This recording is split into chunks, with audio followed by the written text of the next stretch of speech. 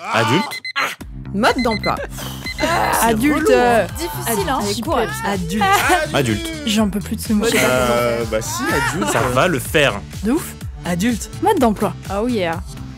Bonjour à tous, bienvenue dans Adulte Mode d'emploi. Bonjour Valentin. Salut Louane, comment ça va? Ça va bien et toi? Très très bien. Aujourd'hui, épisode que j'attendais depuis très très longtemps. Comment s'habiller de manière responsable. Le plus responsable possible en tout cas. Éviter de faire des paniers de je ne sais combien d'euros sur Asos, Shein, Zara et autres. H&M tous les mois comme certains de mes amis. Voilà. Aïe aïe aïe. Bah oui, toi t'es le roi du style Valentin. Dis-nous comment tu Arrête, fais. Encore aujourd'hui t'es extrêmement stylé là. Arrête avec ce petit C'est collier. le défilé tous les jours. Ouais, c'est ça. Et t'as Tous vu les ton chaussettes pantalon? jaunes, la totale, j'aime. Ah, t'as tout vu genre? Mais j'ai tout vu. Jusqu'aux chaussettes. Ouais, moi ça fait 3-4 ans que j'essaie d'acheter presque rien en magasin, le moins possible, par peut-être les sous-vêtements pour des raisons évidentes d'hygiène finalement. Sinon tout le reste honnêtement je pense qu'on peut le trouver en seconde main et ça veut pas dire forcément en mauvais état. On parle souvent du Bon Coin, de Vinted, des brocantes et je pense qu'on peut vraiment trouver plein de petites pépites également sur un petit site indépendant. Je sais pas si tu connais Mirabel Vintage. Je connais bien Mirabel Vintage, ouais, c'est sympa ça, non? Ouais, c'est pas mal. C'est quoi Valentin, Mirabel Vintage? Je sais pas, c'est une petite friperie en ligne tenue par deux potes assez sympa. Et sinon, je pense qu'il faut juste mettre un petit bémol sur Vinted et la seconde main, c'est trop cool. Mais ça nous encourage, j'ai l'impression, en tout cas moi parfois, à consommer plus. Faut pas oublier que Vinted, c'est aussi des envois, donc de la poste, des émissions de CO2. Les avions. Parce que c'est moins cher que cette seconde main qu'il faut acheter 12 t-shirts pour une semaine de 7 jours. Moi, déjà, j'achète jamais de vêtements. Globalement, j'ai 3 mêmes tenues que je porte en permanence. J'achète jamais des trucs. Le peu que j'achète, c'est dans les fripes ou alors dans des trucs qui me font vraiment kiffer. Par exemple, cet été, je suis partie en Norvège en train et j'ai acheté là-bas, pour une question de survie, un pull très chaud, genre en mérino et tout, un truc qui m'a coûté, mais je ne vous dirai pas le prix, mais la peau du fion. Wow. Okay. Et du coup, ouais, c'était vraiment un gros kiff. Et donc, les vêtements, pour moi, c'est vraiment soit une nécessité absolue, soit un truc où je me dis, c'est rigolo. C'est rigolo, très bien. Et aujourd'hui, on va parler de mode éthique avec ma chère amie Victoire, qui est la personne la plus stylée que je connaisse. Bonjour Victoire. Bonjour à tous les deux. Bonjour merci, Victoire. Comment ça va? Écoute, je suis en pleine forme, je me régale à vous écouter là déjà. Ah bah là, c'est super. Qui es-tu Victoire? Est-ce que tu peux dire à nos auditeurs? Je suis Victoire Sato, j'ai 34 ans, je vis à Paris et je suis la cofondatrice de The Good Goods, qui est le média de la mode responsable. À côté de ça, je suis médecin, métier que j'exerce plus depuis 1 an et demi. Et puis, je suis également artiste collagiste. Voilà, quand j'ai du temps libre, je découpe des morceaux de papier dans des magazines vintage et j'essaye d'en faire des œuvres d'art. Bah Victor, on a plein de questions à te poser. Ouais. Parce qu'on entend beaucoup que les habits, ça pollue. Pourquoi ça pollue? Comment ça pollue? Est-ce que ça pollue beaucoup? Alors, j'ai pas mal de chiffres que je vais essayer d'expliquer ensuite, de mettre en contexte, parce que c'est vrai que c'est toujours un peu flou, même si c'est impressionnant. On sait par exemple que tous les jours, on produit 410 millions de pièces vestimentaires, donc des chaussures, des vêtements et des accessoires. Et en 2020, on a dépassé les 150 milliards de pièces mises en marché, c'est-à-dire neuves, dans le monde chaque année. Quand on établit un rapport au nombre d'êtres humains, on se rend compte que c'est énorme. Pourquoi est-ce que ces vêtements polluent? Ils polluent à toutes les étapes de ce qu'on appelle leur cycle de vie. D'une part, en termes de production. En fait, aujourd'hui, 90% des vêtements et des accessoires qu'on consomme sont produits en Asie, dans des pays dont le mix énergétique, c'est-à-dire la dépendance aux énergies pour produire de l'électricité, repose sur ce qui est fossile, en fait, le gaz et le charbon. Et ça, c'est extrêmement polluant. En fait, ça fait partie des principales sources d'émissions de gaz à effet de serre. Ensuite, la majorité de nos vêtements, aujourd'hui, c'est plus 65% des matières, en fait, qui sont d'origine pétrochimique, donc qui sont du pétrole, tout simplement. Et ça, c'est pareil, en fait, l'extraction et la transformation du pétrole est extrêmement énergivore. Le souci, c'est qu'on produit des vêtements qui polluent, on les produit en quantité énorme. On sait aujourd'hui que sur les 150 milliards de pièces qui sont mises en marché chaque année, il y a 40% à peu près qui n'est jamais vendu. Pourquoi? Parce que, en fait, la mode, depuis les années 80-90, repose sur une logique d'économie d'échelle, tout simplement. Plus on produit de pièces, moins le coût unitaire de ces pièces est cher. Ce qui fait qu'aujourd'hui, un Shein ou un Zara, ça lui coûte moins cher d'acheter 100 000 tonnes de coton que d'en acheter 10 000 et d'affréter des machines pour réaliser 150 000 t-shirts, quitte à n'en vendre que la moitié. Ok. Wow. Et ça veut dire, ok. Est-ce que ça veut dire qu'il y a des marques vraiment à éviter à tout prix et des marques un peu plus cool ou dès que c'est neuf, c'est compliqué? Alors, en tant que citoyen, il faut vraiment se rendre compte que le problème vient de l'hyper production et donc de l'hyperconsommation. Plus on consomme, plus on donne raison aux marques de mettre des produits neufs en marché. Donc, dans un premier temps, essayer de réduire à fond ce qu'on consomme. Idéalement, il faudrait diviser par 3 si on veut rester dans les clous des accords de Paris, le réchauffement climatique limité à 1,5 degré d'ici à 2050, etc. Diviser par 3 tout ce qu'on consomme en général. Dans l'électronique. Moi, j'ai que 3 tenues, Victoire. Si je divise par 3, je viens de nu au travail. T'es une super bonne élève. On parle de consommation neuve. Donc, tu peux garder tes tenues, au contraire. Donc, je dirais que effectivement, il y a des marques de fast fashion à éviter à tout prix, notamment l'ultra fast fashion, qui fonctionnent de toute façon sur le coup de cœur et sur ce qu'on appelle l'obsolescence psychologique ou émotionnelle, en fait, qui font que vous aurez tout le temps envie de racheter. Parce que quand vous allez sur leur site, ça ressemble à un jeu vidéo, c'est gamifié à fond, on est stimulé de toutes parts pour acheter. Et si on a besoin ou envie d'aller chez H&M ou chez Zara, parce qu'il y a vraiment une pièce qui nous fait envie, c'est un coup de cœur, il faut s'interroger d'une part sur est-ce que c'est une pièce de qualité. Ça, il y a des trucs hyper simples. En fait, vous allez en boutique, vous regardez le vêtement, est-ce qu'il est symétrique, est-ce qu'il est bien coupé, est-ce qu'il est déjà en train de boulocher, est-ce que les coutures baillent un petit peu. Vous regardez l'étiquette de composition, essayez d'aller surtout vers des matières naturelles, du coton, du lin, du chanvre, ça n'existe pas chez H&M, mais en tout cas des matières comme ça, plutôt que des matières synthétiques. Ensuite, il faut vous engager à faire ce qu'on appelle le 30 Wears Challenge, donc qui a été lancé en Angleterre, qui montre qu'en gros, si vous portez un vêtement 9 mois supplémentaires, vous réduisez de 30% son impact sur l'environnement. Et donc, il faut vous engager à pouvoir porter et laver ce vêtement au moins 30 fois. Si vous êtes OK, vous passez un deal avec vous-même, et dans ce cas, vous pouvez acheter de la fast fashion. Et une pièce de fast fashion que vous allez garder pendant 10 ans ou 15 ans, finalement, elle sera moins impactante qu'une pièce de mode responsable que vous portez pas, et dont vous allez vous lasser au bout de 6 mois pour en racheter une autre. Et tu nous parlais de composition, justement, souvent sur les vêtements, on voit des labels, des trucs bio, des trucs recyclés, tout un tas d'étiquettes qui donnent envie.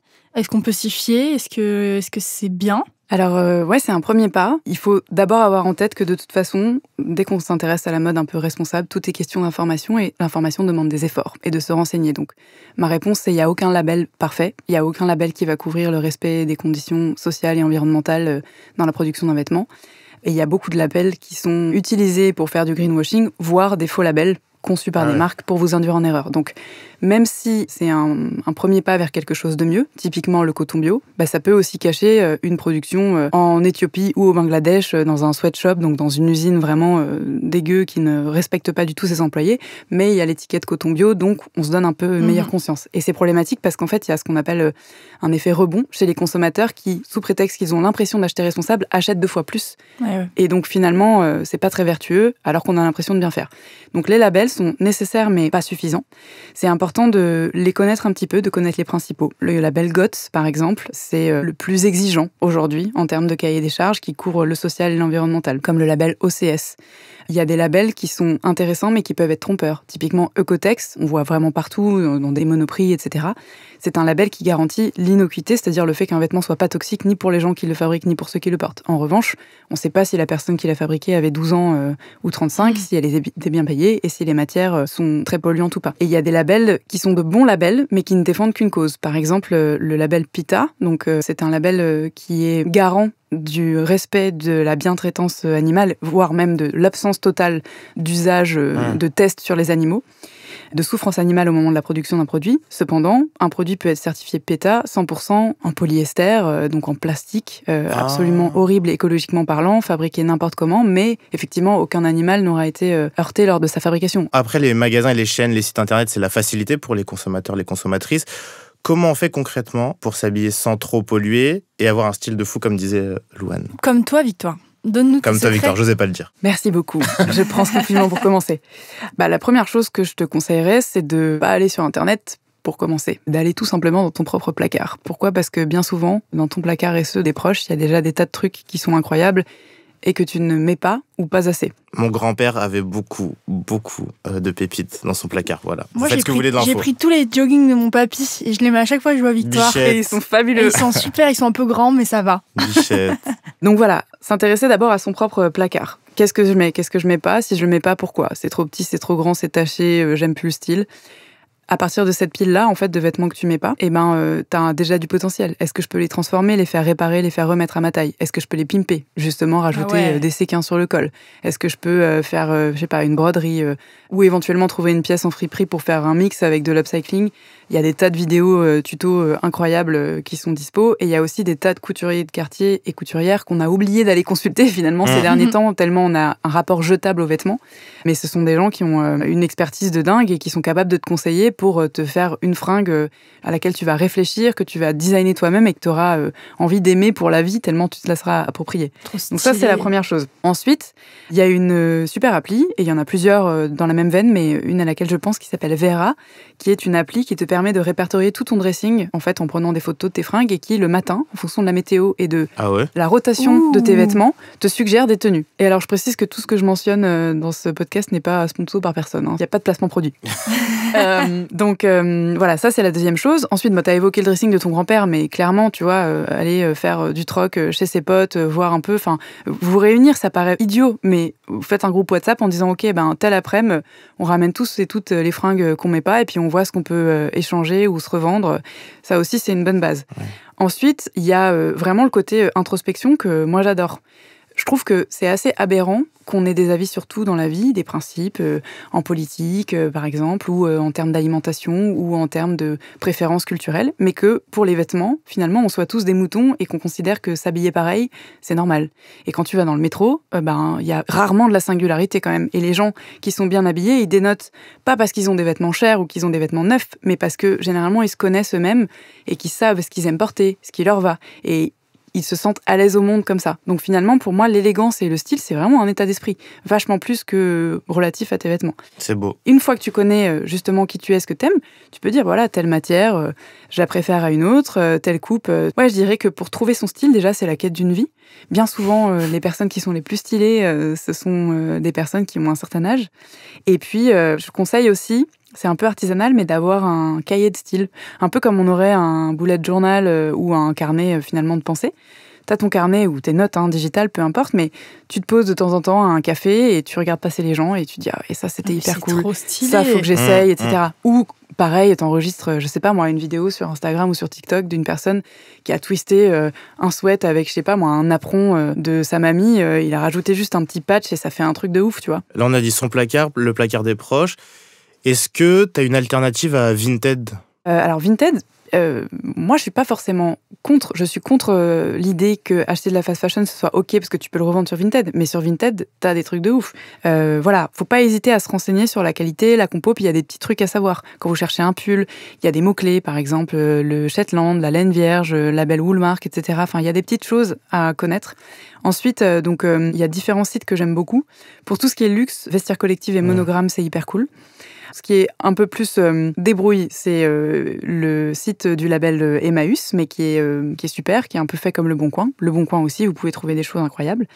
En termes d'appli ou de site pour la seconde main, donc vintage, vraiment authentiquement vintage, vous avez Crush On, que vous connaissez peut-être. Ouais, trop stylé. Et après, moi, ce que j'adore, faut avoir un peu de temps et se prendre au jeu, mais c'est les brocantes. Carrément. Et ça, si vous habitez à Paris, alors Valentin, évidemment les boutiques là. de seconde main, mais les brocantes, c'est ouf. Et bien souvent, les meilleurs coups, c'est dans les brocantes qui ont un petit portant de vêtements au fin fond du stand sur lesquels il y a des bibelots et des meubles. Pourquoi ? Parce que c'était, ils ont vidé une maison, il y avait une valise de fringues, ils savaient pas quoi en faire, et généralement, c'était le dressing pépite qui logeait là. Et brocante si possible, si vous pouvez, dans des villes dites bourgeoises. Ah ouais. J'ai trouvé des manteaux de marque italienne, pas piqués des hannetons, pour 20 €. J'ai dit merci monsieur, au revoir. 2 choses à rajouter. Aujourd'hui, il y a aussi de plus en plus d'applis justement qui vous aident à transformer, retoucher vos vêtements ou à en louer. Je pense donc à Tilly, qui est une appli qui répertorie les couturiers qui viennent à votre domicile pour vous aider à réparer, retoucher ou upcycler vos vêtements si vous n'avez pas d'idée. C'est incroyable. Il y a Les Réparables également. Il y a une autre appli spécialisée dans les vêtements outdoor si vous avez déglingué votre veste Patagonia ou celle de papy qui s'appelle Good Loop. Et la dernière chose, c'est qu'il y a aussi de plus en plus de plateformes de location. Là, il y en a plein, je ne vais pas les mentionner, mais notamment pour les événements un peu exceptionnels ou juste si vous voulez vous faire kiffer. D'ailleurs, il y a des vêtements du quotidien comme des vêtements de soirée, ça, faut pas hésiter. C'est génial. Ça va louer des robes. Allez. Dernière petite question rapide, Victoire. Est-ce que tu as des ressources pour apprendre à réparer un vêtement ? Je sais que oui. Absolument. Tout à fait, parce qu'on a donc l'ensemble de nos contenus en ligne, mais une fois par an, on sort un magazine papier qui est un très beau magazine conçu comme un livre. L'année dernière, c'était la Bible du vintage et cette année, c'est la Bible de la réparation. Cette année, la particularité, c'est que, donc comme son nom l'indique, c'est une Bible pour réparer tous vos vêtements, que vous soyez débutant ou confirmé. Et au-delà des articles d'information et des tutos en photo, vous avez un QR code par tuto qui vous renvoie vers une vidéo YouTube avec une personne qui vous explique pas à pas, avec ou sans machine, comment faire pour réparer du trou de la chaussette au zip du sac à dos. On est hyper contents et dedans, il y a référencé tous les repair cafés de France dans lesquels vous pouvez aussi aller quand vous connaissez rien. Il y a également la liste de l'ensemble des applis qui sont utiles pour réparer ou transformer ces vêtements qu'on a à peine évoqués ici. C'est génial, c'était extrêmement complet. Merci Victoire. Beaucoup Victoire.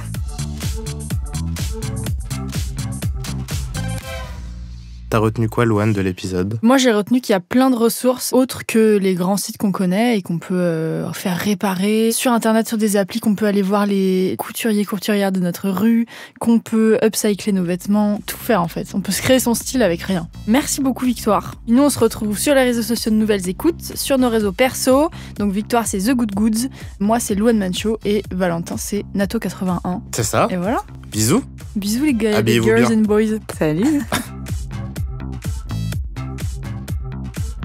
Adulte Mode d'Emploi est un podcast de Nouvelles Écoutes. Écrit et animé par nous, Louane. et moi, Valentin Winato, La chargée de production, c'est Mathilde Jonin. avec l'aide en coulisses précieuse de Neila Hakmi, Le générique par Aurore Mailleux. directrice des productions Marion Gourdon. Enregistrement, montage et mixage par Constant Justin au studio Caleçon.